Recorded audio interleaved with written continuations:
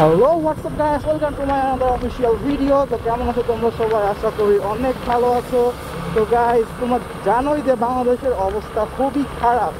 তো বাইক নিয়ে বের হওয়ার মতো পরিস্থিতি তো একদমই নাই। তো আজকে বের হলাম, একটা ফ্রেন্ড আসছিল দেখা করার জন্য। তো ভাবলাম যে সবাই মিলে একটু বের হই। তো আমরা গ্রামের ভিতরে একটু ঘোরার জন্য বের হয়েছি। তো আজকে অন্য দিনের মতো আমার সাথে আছে আমার ফোরবিটা, অ্যান্ড আমি ফোরবিটা রাইড করছি। আর ভাই জানি না বাইরে বের হয়েছি কি হবে, কারণ অলরেডি কার্ফু টাইম শুরু হয়ে গেছে। কারণ তোমরা সবাই জানো যে আজকে বিকেল 5টার পর থেকে কার্ফু জারি হয়ে গেছে। সো এখন যে কী হবে বাইরে বের হওয়ার পর সেটা কিছুই বুঝতে পারছি না। এই জন্য গ্রামের দিকে বের হয়েছি একটু ব্লগ করার জন্য।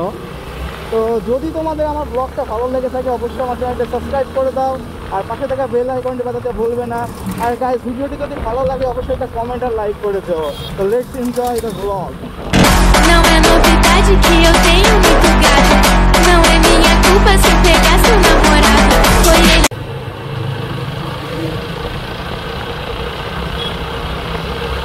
তো গাইস, এখন আছি আমি আলমডাঙ্গা হাইওয়েতে, অ্যান্ড আমার সামনে একটা জিক্সার আছে, ওটা আমার ফ্রেন্ডটা চালাচ্ছে।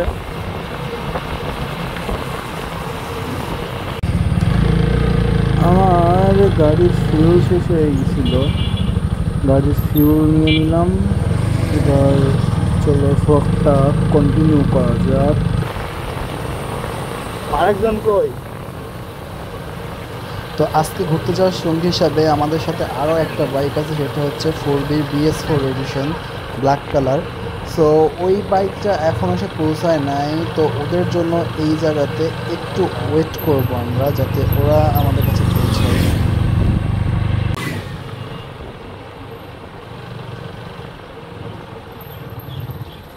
ওরা কোন দিক গিয়েছে?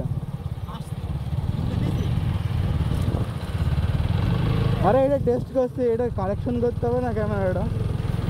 BS4 এডিশনের 4Bটা আসার কথা ছিল, বাট ওরা কোনো এসে পৌঁছায় না। সামনে পুলিশের ঝামেলা হইতে পারে, এই জন্য আমি ব্লগটা ক্লোজ করে দিচ্ছি। সো দেখা হবে নতুন কোনো ভ্লগে, সবাই সাবস্ক্রাইব করে দিও।